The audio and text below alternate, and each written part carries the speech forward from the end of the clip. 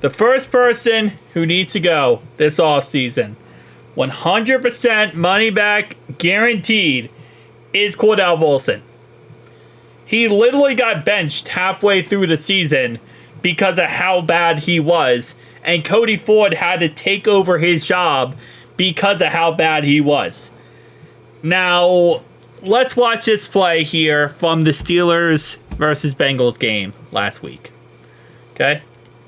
Watch Cordell. He's going against Cam Haywood, okay? Cam Haywood is great, right? He is a great player. No knock on him. But watch Cordell Volson one-on-one.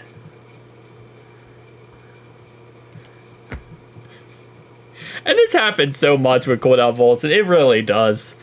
And listen, I am all for the concept of, well, you know what? Let's give the player time.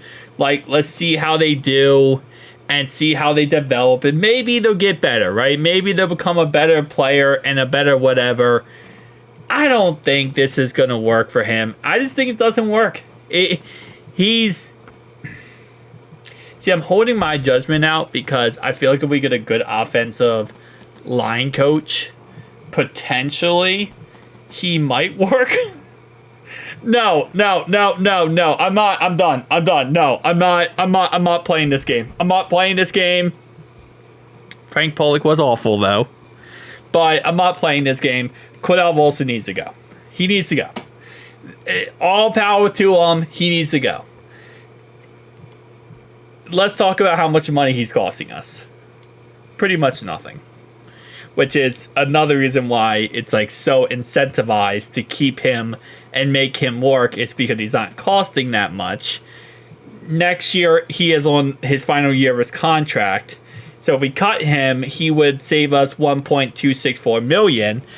But what I really want to do, and I think this is possible, trade him. Now, I know that's weird to say because trading him is like, who wants him? Trust me, there'll be someone out there, some offensive line coach who would think they could fix him and make him amazing. It always happens. I mean, the guy is only, 26 years old.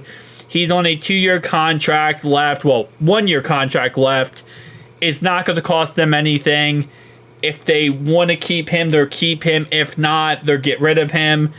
It's really a low-risk scenario. So, in all honesty, I say don't cut him. I would say trade him for like a 6th-round pick to a team who's just desperate and wants to, maybe try to see if he'll work out. He's not old. He's 26 years old. He has plenty of time to develop and get better. So I kind of feel like that's the scenario we're going to see with him.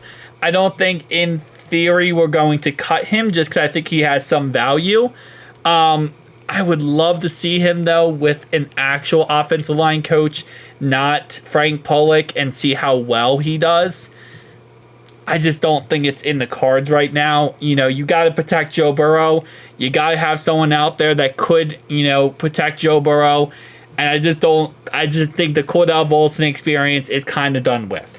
Now, we do need to sign an offensive guard this offseason. The draft is not awful for offensive guards, but it's not the greatest. So I would say probably in free agency, look toward signing an offensive guard. Could always, move Teddy K to left guard, Matt Lee at center, and kind of go with that. Or you could rock with Cody Ford for another year, which I highly recommend you do not. I would say when it comes to protecting Joe Burrow, that's the number one top priority. And for the most part, Cordell Volson is not achieving that priority for us. This year, 49.4 pass blocking grade. Last year, 46.7. And then 52.9 the year before that. So it's one of those situations where you might just want to cut bait and kind of move on.